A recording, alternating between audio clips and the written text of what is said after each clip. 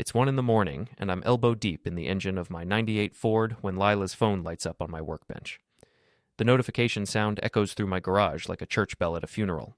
I wouldn't have looked, privacy and all that marital respect, except the screen stays lit for 30 seconds, and I can see the sender's name clear as day. Mike. Mike from her office. Mike with the BMW and the designer suits. Mike who always shakes my hand too firmly at company parties, like he's proving something.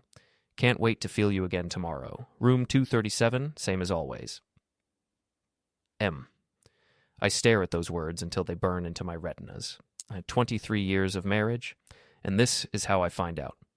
Not through some dramatic confrontation or tearful confession, but through a text message at 1 in the morning while I'm fixing the truck that's older than our daughter. My name is Jack Morrison, and I run Morrison's Auto Restoration here in Edgewater Crossing. It's not much, a converted warehouse on the wrong side of town where I bring classic cars back to life. Honest work with honest dirt under my fingernails. Lila used to love that about me, back when she was working at the local newspaper and we were both scraping by. Now she's a senior account executive at Sterling & Associates, the biggest PR firm in the state, and apparently I'm not quite shiny enough anymore. I set down my wrench and really look at that phone. The smart thing would be to pretend I never saw it. Go to bed, kiss my wife good morning, and keep living in blissful ignorance. But I've never been accused of being smart. I scroll up. The conversation goes back months. Months of, I love you, and when can we be together, and details that make my stomach turn. There's even a photo, Lila in lingerie I've never seen, smiling at the camera like she's auditioning for something. The garage door leading into the house creaks open. Lila appears in her silk pajamas, the expensive ones I bought her for Christmas. Jack, it's late. Come to bed. I look at her. Really look at her. The woman I married when we were both 24 and stupid with love. The woman who held my hand when we lost our first pregnancy. The woman who celebrated with cheap champagne when I finally saved enough to buy this place. Your phone was buzzing, I say, holding it out to her. She takes it without meeting my eyes, and I watch her face change as she sees the screen. Panic, then calculation, then something that looks almost like relief. Jack, I can explain. Room 237, I say. Same as always. How long has always been going on, Lila? She sits down on my workbench, suddenly looking older than her 39 years. 6 months? Maybe 7. Maybe 7. I laugh, and it comes out harsh. You're not even sure. That's beautiful. It just happened. We were working late on the Henderson account, and... Stop. I hold up my hand. Don't give me the story. I don't want the narrative. Just tell me, are you planning to leave me for him? Before we deeper into this story, I have one small request. Please subscribe, drop a like, comment, and hit that hype button to boost this channel so more people can discover these incredible Reddit stories. The question hangs in the air between us like smoke. She fidgets with her phone, and I can see her crafting her response, probably the same way she crafts campaigns for her clients. I don't know, she finally says. I'm confused. Well, let me help clear things up for you. I walk to the mini fridge in the corner and pull out a beer. Take all the time you need to figure it out. But while you're deciding, you can do it from somewhere else. Jack, be reasonable. Reasonable? I pop the beer open and take a long drink. Reasonable would be pretending I never saw that text. Reasonable would be couples therapy and working through this like adults. But you know what? I'm feeling pretty unreasonable right now. She stands up, and I can see her shifting into damage control mode. It's the same look she gets when a client's scandal hits the news. Where am I supposed to go? I hear room 237 is available. The slap comes fast, but I see it coming and step back. Her hand hits empty air, and she nearly loses her balance. Don't, I say quietly. We're not doing that. She stares at me like she's seeing me for the first time. Maybe she is. For 23 years, I've been steady, predictable Jack. The guy who fixes things and doesn't make waves. The guy who says, yes, dear, and whatever you think is best. That guy just left the building. I'll pack a bag, she says. You do that. She heads for the door, then turns back. What about Jess? Our daughter. 19 years old and home from college for spring break. She's been daddy's little girl since she could walk, but lately she's been taking after her mother, all about appearances and what people think. What about her? What are we going to tell her? I finish my beer and set the empty bottle on the workbench. We're going to tell her the truth, that her mother has been sleeping with her boss, and now she needs to decide what she wants to do about it. I can't what? Tell our daughter that her mother is having an affair? Why not? She's an adult. She can handle adult problems. Lila's face goes white. If you humiliate me in front of our daughter, you humiliated yourself, sweetheart. I'm just not going to help you cover it up anymore. She leaves without another word, and I hear her stomping up the stairs to our bedroom. 20 minutes later, she's dragging a suitcase down the hallway. The front door slams hard enough to rattle the windows. I sit in my garage until the sun comes up, drinking beer and thinking about the last 7 months. All the late nights at the office, all the weekend conferences, all the times she came home smelling like cologne that wasn't mine. The signs were there. I just chose not to see them. But now I do see them, and I'm going to make sure everyone else does too. Jess comes downstairs around 10, still in her pajamas, looking for her mother. She's got Lila's dark hair and my stubborn chin, and right now she's wearing the expression she's had since she was 5 years old and couldn't find her favorite toy. Where's Mom? I'm making coffee, trying to figure out how to explain this without sounding like the bitter husband in a bad movie. She's staying somewhere else for a while. What do you mean, somewhere else? I pour 2 cups and hand her one. Sit down, Jess. She doesn't sit. She crosses her arms and gives me the look that means she's already decided this is my fault, whatever it is. Your mother is having an affair with someone from work. I found out last night. She's staying with him while she figures out what she wants to do. The coffee cup slips from her hands and shatters on the kitchen floor. Brown liquid spreads across the tiles like a stain. That's not true. I wish it wasn't. You're lying. Mom wouldn't. She loves you. She loves us. I grab some paper towels and start cleaning up the mess. I'm sure she does, in her way, but she also loves Mike from her office, and apparently she's been showing him that love for the better part of a year. Mike? Jess's voice gets small. Mike Patterson? I look up at her. You know him? He came to my graduation party last year. He was really friendly. The way she says it makes my stomach clench. Friendly how? He kept complimenting me, telling Mom how lucky she was to have such a beautiful daughter. He asked for my Instagram. I stand up slowly, the coffee-soaked paper towels dripping in my hands. Did he message you? She nods, looking miserable. A few times, just stupid stuff. Asking about college, telling me I should visit Mom's office sometime. I throw the paper towels in the trash harder than necessary. Mike Patterson. 40-something executive with a wife and 2 kids of his own, hitting on my 19-year-old daughter while sleeping with my wife. This just keeps getting better. Dad, what are you going to do? It's a good question. The old Jack would probably file for divorce, split everything 50-50, and try to maintain some dignity through the whole mess. But the old Jack was married to a faithful wife. The new Jack is married to a woman who brings her lover to family parties. I'm going to make sure everyone knows exactly who your mother really is. Dad, no. Think about her job, her reputation. What about my reputation? What about our family's reputation? She didn't think about that when she was sending naked pictures to her boss. Jess's face crumples. She sent him pictures? I immediately regret saying it. Whatever else Lila is, she's still Jess's mother. But the words are out now, and I can't take them back. I'm sorry. You didn't need to know that. Yes, I did. Jess wipes her eyes with the back of her hand. I needed to know all of it. I'm not a little kid anymore. She's right. She's not a little kid. She's a sophomore at State University, studying business, probably because her mother convinced her it was practical. She's smart and tough and deserves better than parents who lie to her. What do you want me to do, Jess? Pretend this never happened? She thinks about it for a long moment. I want you to do whatever you need to do, but I want to help. That surprises me. Help how? Mom's always talking about managing public perception, controlling the narrative.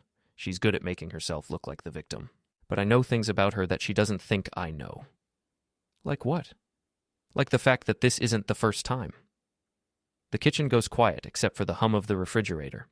What do you mean? Remember when I was in high school and she was working at the newspaper?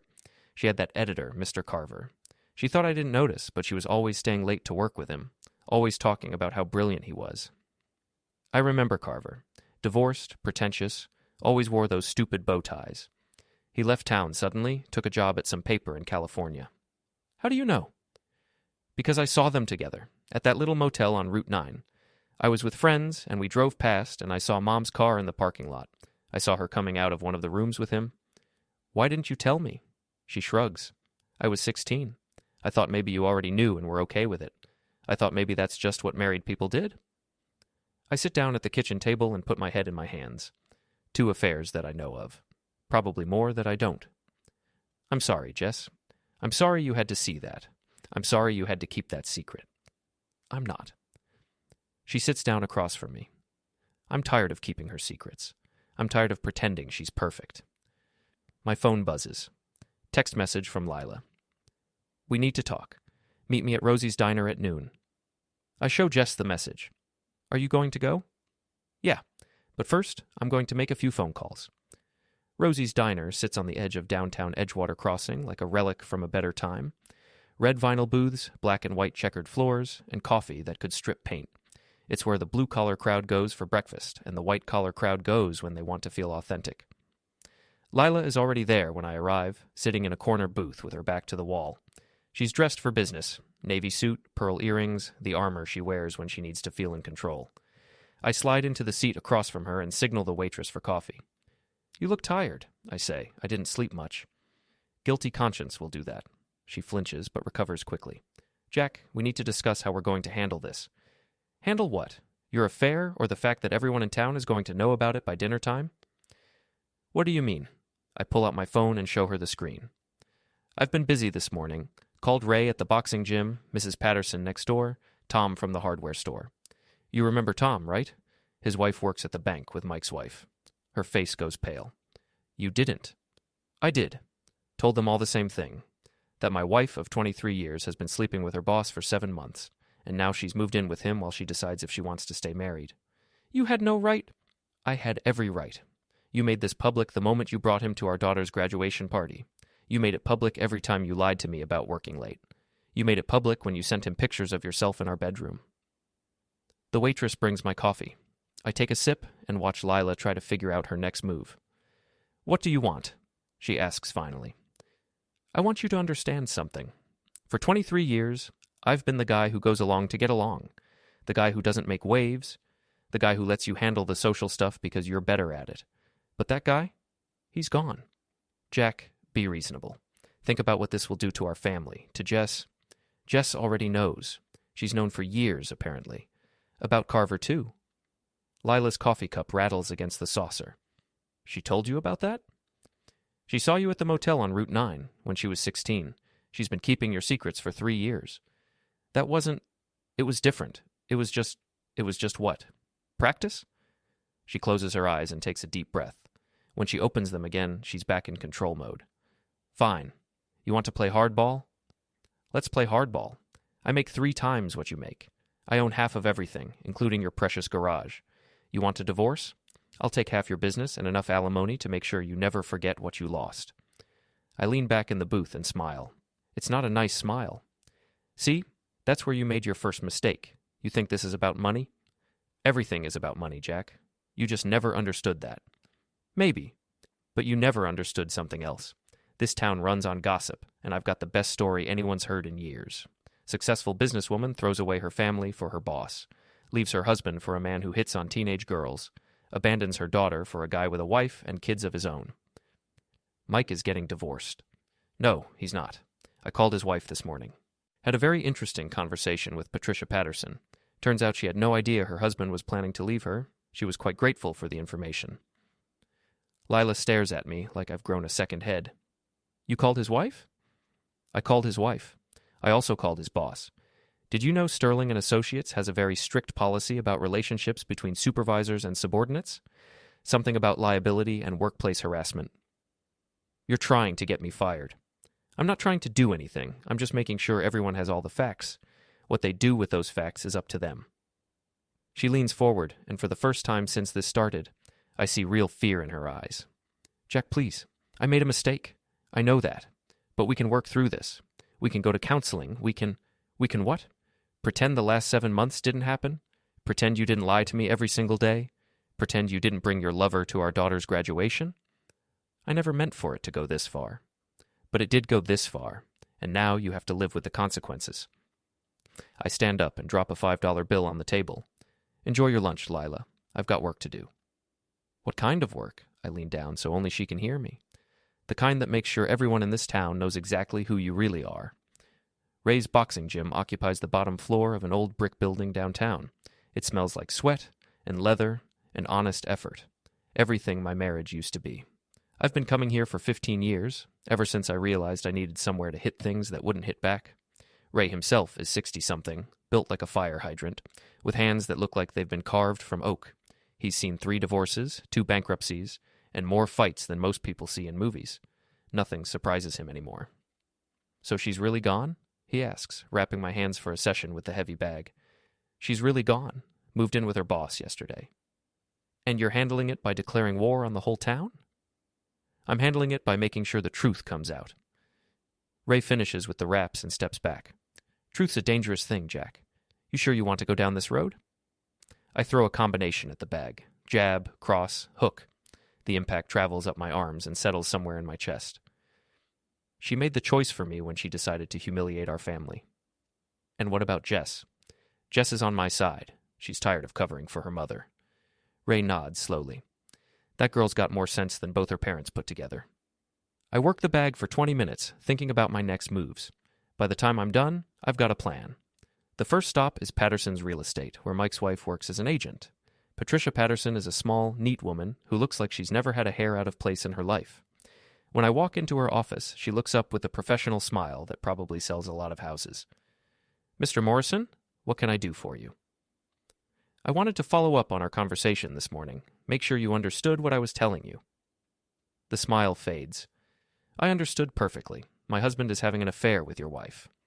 "And you're okay with that?" She laughs, but there's no humor in it. "I'm not okay with anything about my marriage, Mr. Morrison, but I'm also not surprised." "This has happened before?" Mike has a pattern. Young women usually, clients, coworkers, neighbors. I've been looking the other way for 10 years because it was easier than dealing with the truth. She opens her desk drawer and pulls out a manila folder. "But your wife isn't some 25-year-old secretary. She's a successful businesswoman who should know better. And frankly, I'm tired of pretending I don't know what my husband does with his free time." "What's in the folder?" "Evidence. Photos, receipts, credit card statements. Everything I need for a divorce that will leave him with nothing but the clothes on his back." She slides the folder across the desk. "I was planning to file next week. But if you want to make this public first, be my guest. Just make sure everyone knows that I'm not the wronged wife sitting at home crying into her coffee. I'm the woman who's about to own everything he thought was his." I look through the folder. There are photos of Mike with at least 3 different women over the past 2 years, hotel receipts, restaurant bills, even a receipt for jewelry I'm betting Lila is wearing right now. "Why are you showing me this?" "Because your wife isn't special, Mr. Morrison. She's just the latest in a long line of women who thought they could steal my husband without consequences. And I want her to know that before this is over, she's going to lose everything she thought she was gaining." I hand the folder back. "What do you need from me?" "Nothing. Just don't get in my way." The next stop is Sterling and Associates. The building is all glass and steel, designed to intimidate clients and impress investors. I don't have an appointment, but I don't need one. I'm not here to see Lila. The receptionist is a young woman who probably makes more than I do. She looks at me like I'm something that wandered in from the garage, which isn't far from the truth. "I'm here to see Mr. Sterling," I say. "Do you have an appointment?" "Tell him it's about Lila Morrison and Mike Patterson. He'll want to see me." 5 minutes later, I'm sitting in an office that costs more than my house. Robert Sterling is exactly what you'd expect. Silver hair, expensive suit, handshake that could crack walnuts. He's built his reputation on managing crises for other people. Now he's got one of his own.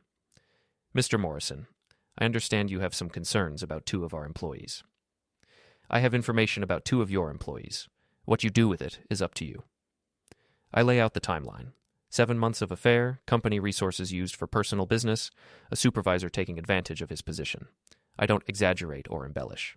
I don't need to. "This is a serious accusation," Sterling says when I'm finished. "It's not an accusation, it's a fact. I have evidence if you need it." "What kind of evidence?" I pull out my phone and show him screenshots of the text messages. There are more where these came from, hundreds of them, all sent during business hours, many from company devices. Sterling studies the messages, his face getting darker with each one. "What do you want from me, Mr. Morrison?" "I want you to do what you would do if any other supervisor was using his position to coerce a subordinate into a relationship." "Mrs. Morrison wasn't coerced?" "How do you know? How do you know she didn't feel pressured to sleep with her boss to keep her job? How do you know this wasn't workplace harassment?" Sterling sets down the phone. "You're asking me to destroy 2 careers." "I'm asking you to enforce your own policies. What happens to their careers is up to them." I stand to leave, then turn back. Oh, and Mr. Sterling, you might want to check your company's insurance policy. I'm betting there's a clause about executive misconduct that could be very expensive if this becomes public. The door closes behind me with a soft click, and I can hear Sterling reaching for his phone before I'm even out of the hallway. 3 days later, the whole thing explodes. It starts with Mike getting fired. Not suspended, not reprimanded, fired. Sterling and Associates doesn't mess around when it comes to liability, and a supervisor sleeping with a subordinate is a lawsuit waiting to happen. Lila gets suspended pending investigation, which in corporate speak means they're figuring out how to get rid of her without admitting they knew what was going on. Patricia Patterson files for divorce and immediately freezes all of Mike's accounts. Turns out she's been planning this for months, and my little revelation just gave her the excuse she needed. But the real fireworks start when Jess posts on social media. She doesn't go into details, just a simple statement that her mother has been having an affair and that she's supporting her father through this difficult time. She asks for privacy and understanding, and she thanks everyone who's reached out with support. Within an hour, it has 50 comments. Within 2 hours, it's been shared 100 times. By evening, it's the talk of Edgewater Crossing. I'm working late in the garage when Lila shows up. She looks like she hasn't slept in days, and her usual perfect appearance has cracked around the edges. "You've destroyed everything," she says. I don't look up from the engine I'm rebuilding. "I didn't destroy anything. I just stopped helping you hide what you destroyed." "I've lost my job, Jack. My career is over." "You lost your job because you were sleeping with your boss. Your career is over because you made choices that had consequences.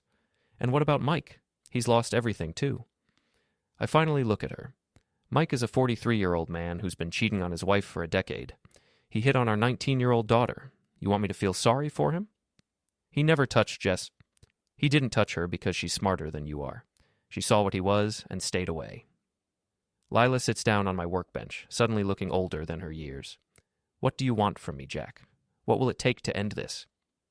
"I want you to understand something. For 23 years, you've been in control of our narrative. You decided how we looked to the world, what people thought of us, how our story was told, but you gave up that control the moment you decided to cheat. So this is about control? This is about truth. This is about consequences. This is about making sure that when people tell the story of our marriage, they get the facts right." She wipes her eyes with the back of her hand. "I never meant for it to happen. But it did happen, and now everyone knows it happened. The whole town is talking about us. Good. Let them talk. Let them know that Jack Morrison's wife thought she was too good for him. Let them know that she threw away her family for a man who was using her. Let them know that when it all fell apart, she tried to blame everyone but herself. That's not fair." "Fair?" I laugh, and it comes out bitter. "Was it fair when you lied to me for 7 months? Was it fair when you brought your lover to our daughter's graduation? Was it fair when you made me look like a fool in front of everyone we know?" She doesn't have an answer for that. "I've filed for divorce," I continue. "I'm asking for the house, full custody of Jess when she's home from college, and half of everything else. You can keep your car and whatever's left of your reputation." "I'll fight you." "With what? You don't have a job. You don't have a lawyer you can afford. And you don't have the moral high ground. I have rights. You have the right to hire an attorney and explain to a judge why you deserve half of everything after you cheated on your husband with your boss. Good luck with that." She stands up, and I can see her trying to find some angle, some way to regain control of the situation. "What about Jess? She needs her mother." "Jess is 19 years old. She can decide for herself what kind of relationship she wants with you, but she's already made it clear where she stands." "She's just angry. She'll come around?" "Maybe, but that's between you and her. I'm done being the middleman in your relationship with our daughter." Lila heads for the door, then stops. "You know, I actually thought you'd fight for me. I thought you'd try to win me back."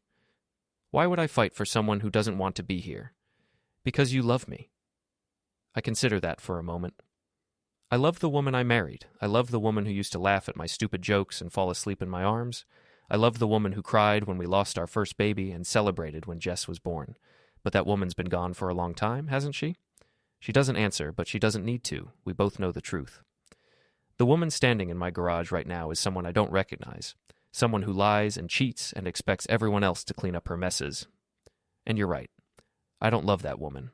I don't even like her very much. The door slams behind her, and I'm alone with the smell of motor oil and the sound of my own breathing. 2 weeks later, Mike shows up at my garage. He looks like hell, unshaven, wearing clothes that haven't seen an iron, driving a 10-year-old Honda that's probably all he has left after Patricia got through with him. He stands in my doorway like he's not sure whether he should come in or run.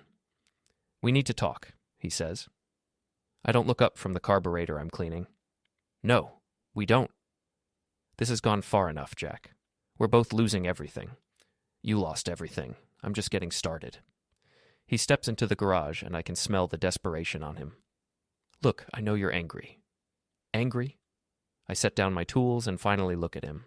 "Mike, I'm not angry. Angry is what I was when I found out my wife was cheating. What I am now is focused." "Focused on what?" "On making sure everyone in this town knows exactly who you are." He runs his hands through his hair, and I notice his wedding ring is gone. Patricia took everything. The house, the cars, the kids. I'm living in a motel room. That's what happens when you cheat on your wife for 10 years. And Lila won't even talk to me. She blames me for everything that's happened. Smart woman. Finally figured out you were using her. I wasn't using her. I loved her. I laugh, and it echoes off the garage walls. You loved her? Is that why you were hitting on our daughter? Is that why you never left your wife until she left you? I never touched Jess, because she was smart enough to stay away from you. But you tried, didn't you?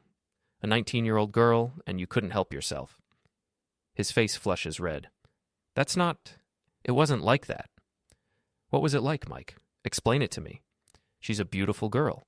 I was just being friendly. Friendly. Right. I pick up a wrench, testing its weight in my hand. You know what I think? I think you're the kind of man who takes whatever he wants and doesn't care who gets hurt. I think you saw my wife as a conquest and my daughter as your next target. You're wrong. Am I? Then why are you here? Why aren't you fighting for Lila if you love her so much? He doesn't have an answer for that. You're here because you want me to call off the dogs. You want me to stop telling people the truth about what you did. You want me to help you rebuild your reputation so you can start over somewhere else. I just want this to end. It is ending. Your marriage is over. Your career is over. Your reputation is over. The only question is whether you leave town quietly or whether I have to keep making your life miserable until you get the message. Are you threatening me?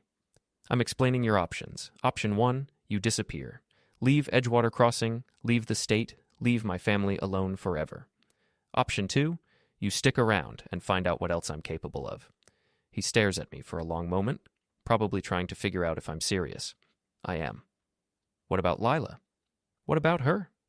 If I leave, she'll be alone. She's already alone. She just hasn't figured it out yet. She needs someone. She needs to figure out how to live with the choices she made. That's not your problem anymore, and it's sure as hell not mine. He turns to go, then stops. You know, I always thought you were just some loser mechanic who got lucky marrying above his station. And now? Now I think maybe she was the one who got lucky, and she threw it away for nothing. After he leaves, I sit in my garage and think about what he said. Maybe Lila did get lucky when she married me. Maybe I was a better husband than I gave myself credit for. Maybe she threw away something good for something that was never going to last. But it doesn't matter now. What matters is that everyone knows the truth, and the truth has consequences. 3 days later, I hear through the grapevine that Mike has left town, packed up his motel room, and disappeared without telling anyone where he was going. Lila calls me that night, crying. He's gone, Jack. He just left. I know. He didn't even say goodbye. He just left. That's what men like Mike do, Lila. They take what they want and move on when things get complicated. I gave up everything for him. No, you gave up everything for an illusion. You gave up everything for the idea of him. What am I supposed to do now? It's a good question. She's lost her job, her lover, her reputation, and her family. She's 40 years old and starting over with nothing but the clothes in her suitcase. You're supposed to figure out how to live with the choices you made. I can't do this alone. You're not alone. You have friends, you have skills, you have options. You just don't have the life you thought you wanted. Jack, please. Can we try again? Can we go to counseling, work this out? I think about it for exactly 3 seconds. No. Why not? Because I don't trust you, because I don't respect you, and because I don't want to spend the rest of my life wondering when you're going to do this again. I would never... You said that 23 years ago when we got married. Turns out it wasn't true. The line goes quiet for a long moment. I'm sorry, she finally says. For all of it. I'm sorry. I know you are, but sorry doesn't fix anything. What happens now? Now you figure out how to build a new life, and I do the same. Will you ever forgive me? Maybe. Someday, but I'll never forget, and I'll never trust you again. After I hang up, I sit in my kitchen and look around at the house we built together. 23 years of memories in every room, photos on the walls, furniture we picked out together, a life that seemed solid until it wasn't. Tomorrow I'll start taking down the pictures. I'll pack up her things and put them in storage. I'll turn our bedroom back into my bedroom and our house back into my house. But tonight, I'm just going to sit here and remember what it felt like to be married to someone I trusted. 6 months later, the divorce is final. Lila moved to the state capital, where she found a job with a smaller PR firm. She makes less money and works longer hours, but she's rebuilding her reputation one client at a time. We don't talk unless it's about Jess, and even then, we keep it brief and professional. Jess is back at college, studying business and doing well. She calls me twice a week and visits her mother once a month. She's forgiven Lila mostly, but she hasn't forgotten. She's more careful now about who she trusts and why. Mike never came back to Edgewater Crossing. I heard he moved to Florida and got a job selling insurance. Patricia kept the house and the kids and seems happier than she's been in years. As for me, I'm still fixing cars and living in the same house and getting my coffee at the same diner. But something's different now. People look at me with respect instead of pity. They know I'm the guy who didn't just roll over and take it. I'm the guy who fought back. And maybe that's worth something. Maybe that's worth everything. The garage door is open, and I can hear the sounds of Edgewater Crossing going about its business. Cars driving by, kids playing in the street, neighbors talking over fences. It's a good sound, the sound of life going on. My life is going on too. Different than before, but still going. And for the first time in months, that feels like enough.